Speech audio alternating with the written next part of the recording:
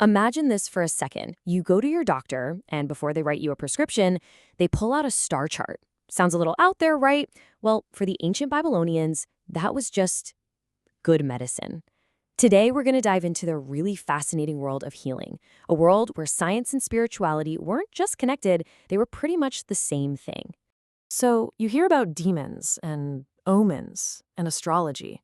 And to us, in the modern world, it all just screams superstition. It doesn't sound like medicine at all. But what if we're looking at it all wrong? Let's dig in and see if behind all that magic, there was actually a really coherent method that made perfect sense inside their view of the universe.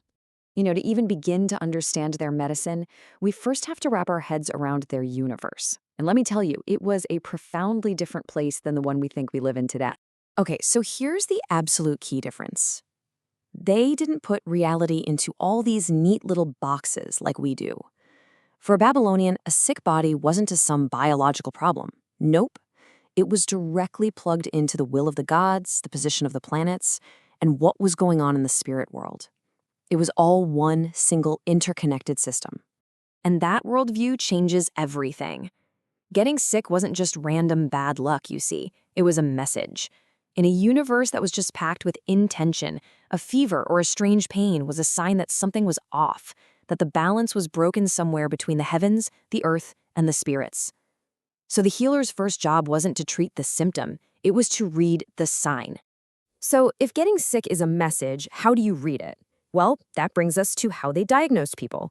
And it meant they were looking for clues not just inside the patient, but, well, pretty much everywhere else too.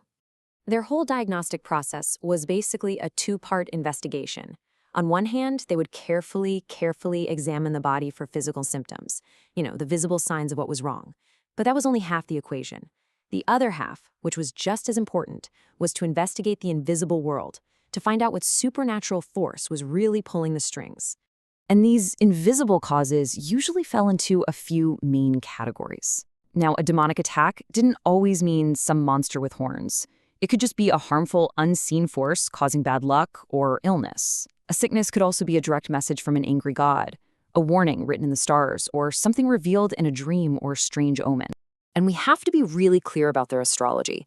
This was not your daily newspaper horoscope, okay? This was a serious, deeply scholarly science. They meticulously charted the heavens because they believed with total certainty that what happened up there directly influenced what happened down here on Earth. For a Babylonian healer, astronomy was a medical tool. But here's what's so fascinating. For all this focus on the supernatural, they absolutely did not ignore the physical body. Their ancient medical texts show they were incredibly keen observers. They wrote down detailed notes about how a patient felt, what their body looked like, how long they'd been sick, and even tried to predict what would happen next. It was this amazing blend of looking at the body and looking at the cosmos. So it makes sense, right? If you have a two-part diagnosis, you're going to need a two-part treatment. Their therapies were designed to heal not just the physical body, but the person's spiritual self too. And their approach was just so symmetrical, so logical within their system.